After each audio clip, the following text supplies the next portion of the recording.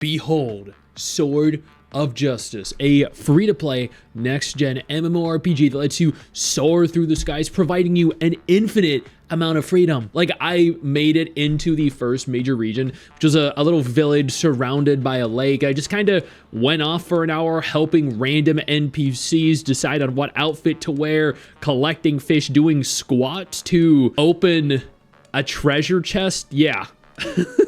At one point, I even participated in a street performance where I had to balance a bowl. When I use the term infinite freedom here, I genuinely mean it. Aided by its incredibly stunning world, wild possible social interactions with NPCs, largely enhanced by AI that develops characters further, this is a game fans of the wuxia genre aren't going to want to miss out on. A closed beta test actually started on September 26th, and I was invited to participate in a sponsored showcase, including touring their booth at TGS, getting to watch their incredibly talented performers absolutely dominate the event, and just kind of give my genuine thoughts on the various things that I experienced, completely unscripted. With this in mind, if you love wuxia games, if you love MMOs, or you're at all interested in anything you see, you know what to do. Scroll down, click that link, and pre-register right now for the global launch. Do not miss out. Now let's go ahead here and talk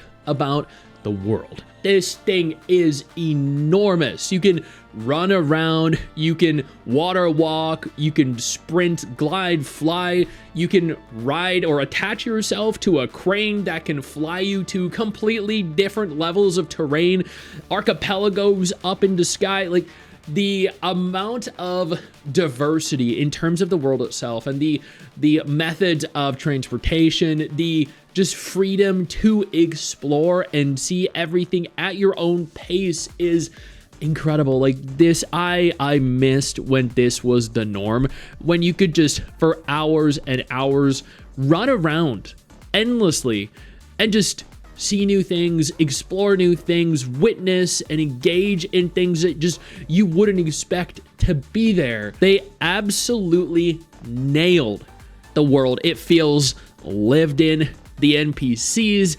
they are integrated into the world itself. So due to the AI functionality with the NPCs and how they kind of grow with you based on your responses, the world evolves. It's not just a stagnant thing, right? It's not just you go here, the NPCs have one line of dialogue that never changes. No, the NPCs can do so much. Like, they have real personalities. Sometimes you get absolutely ridiculous responses, like in the funniest way. And it's just like everything here kind of aids in making the enormous open world feel lived in and kind of having a purpose. The combat is honestly pretty good. This is completely cross-platform compatible, meaning both PC and mobile. It has manual play, it has auto play. The special effects look pretty good. There are multiple different classes. Each class has their own distinct, unique play style. They each have their own utility, their own abilities. When I went into this, I actually thought it was just going to be your average run-of-the-mill mobile MMO. Because let's be honest, there have been so many of them released lately, but it's not. Like, it's actually not. This game is so much deeper and more complex than you would have ever thought, and not in a bad way. There are so many layers of depth to the game. Let's take the dungeons, for example. There are multiple different difficulties. There are a ton of different dungeons available. Mrs. Stix and I actually participated in multiple of them. She did a lot more than I did because she's a competitive raider in other MMOs, even just in general video games. So she's like a hardcore PvEer. She did the most difficult dungeons possible in the game that are doable and playable right now. She actually recorded the footage in the background that you're seeing right now, which goes to show just how layered these encounters are. They require strategy. They are mechanically challenging. They require coordination and teamwork to actually overcome some of these bosses in the dungeons. People needed to join the voice chat because they just couldn't coordinate effectively without it. And you know, that isn't to say that the game is overly difficult or overly complex, but it offers dungeons that are genuinely challenging for people. And I think that is actually not a detriment at all, and instead bolsters just how fun these kinds of games can be, prioritizing, motivating you to participate in multiplayer content and actually have an understanding of your class and how it can relate to and synergize with the other classes in the dungeon. And like oh my god, I just need to point out here, there was another dungeon that she did where you were just like running through it, you were attacking monsters, and then just like out of nowhere you transitioned to this like on the wall mural-esque encounter. Like you were literally part of a mural on a wall, and it was just beautiful. Like I'm not even kidding. I was completely taken aback. This thing was stunning. Seeing your entire graphical style transition, seeing your combat change, seeing the entire perspective go from over the shoulder 3-dimensional to 2-dimensional side scroller horizontal. Wow, they absolutely killed it with this game. The dungeons and the diversity in each respective dungeon is just, they are so unbelievably unique, and honestly, kudos to them for achieving something that is actually so entertaining to consume and participate in. The character creator, I mean, let's be honest here, you cannot have a good MMO without a good character creator, and beyond that, without a good selection of outfits. So let's talk about the character creator. There are a lot of options, a lot of body options.